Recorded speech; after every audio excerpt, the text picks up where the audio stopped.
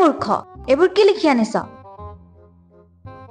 দালি 1 কেজি পিয়াজ 2 কেজি চাউল 5 কেজি মিঠাতেল আধা লিটাৰ বাইদেউ মই মানে কালি মাহঁতৰ ৰুমত পঢ়িছিলো যে এখন আমাৰ সেই বাকী দোকানৰ বহীখন খৰচি পালত পৰিলো নহয় মূৰ্খ হোমৱৰ্ক কেইটা ভালকে কৰি আনিব নাজানো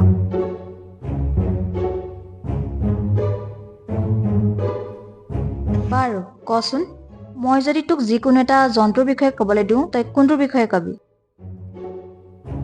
বাইদেউ গাহৰি কি নহয় মানে মই গাহৰি বিষয়ে ক'ম কিয় বেলেগ জন্তু বিচাৰি নাপালি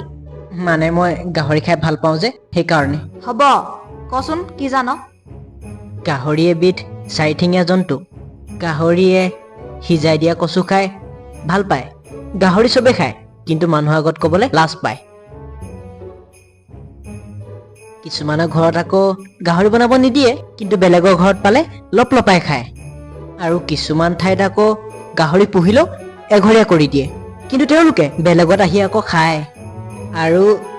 কিছুমানে গাহৰিটোক পৰ্ক বুলি কয় গাহৰিয়ে খোৱাদি খায় আৰু কিছুমান মানুহ আছে নকওঁ দিয়ক আপুনি আকৌ বেয়া পাব নহয় মানে তেওঁলোকে গাহৰি নাখায় কিন্তু কৰবাত পালে গাহৰি পেটুও নেৰে এই হ'ব মই তোক গাহৰি বিষয়েহে ক'ব দিছিলো কোনে খাই ভাল পায় কোনে বেয়া পায় সেইটো ক'ব দিয়া নাছিলো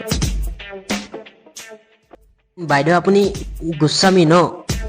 কিয় বাইদেউ মোৰ ভুল হৈ গ'ল শুনিও চাগে হ'ব বাৰু কচোন তহঁতৰ ঘৰৰ কুকুৰা এজনীয়ে যদি এমাহত 20টা কণী পাৰে 6 মাহত কেইটা কণী পাৰিব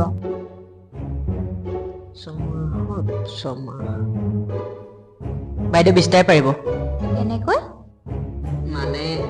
অহা মাহৰ 1 তাৰিখে আমাৰ ভণ্টি বাৰ্থডে আছে আমি কুকুৰাজনী খাই পেলাম মূৰ্খ মোৰ মাথাটোহে খাবলৈ আহিলি তই বাৰু কচোন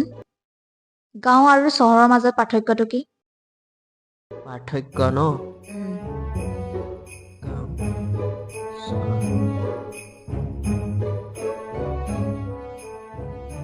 গাঁৱত কুকুৰবোৰ ৰাস্তাত থাকে আৰু পঢ়া শুনা নকৰা অশিক্ষিত মানুহবোৰে গৰু লৈ পথাৰলৈ যায় আৰু চহৰত গৰুবোৰ ৰাস্তাত থাকে কিন্তু পঢ়া শুনা কৰা শিক্ষিত মানুহবোৰে কুকুৰ লৈ ৰাস্তালৈ ওলাই আহে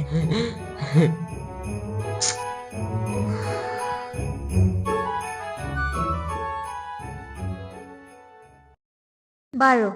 মই তোক একদম সাধাৰণ কুৱেশ্যন এটা সুধিম যদি এইবাৰ নোৱাৰ ওলাই যাবি বিষ্ণুপ্ৰসাদ ৰাভাৰ জন্ম কেতিয়া হৈছিলে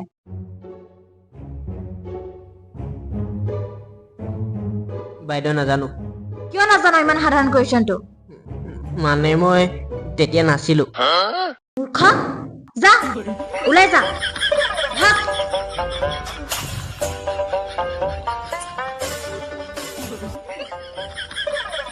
মাথাটো খাই থৈ গ'ল একদম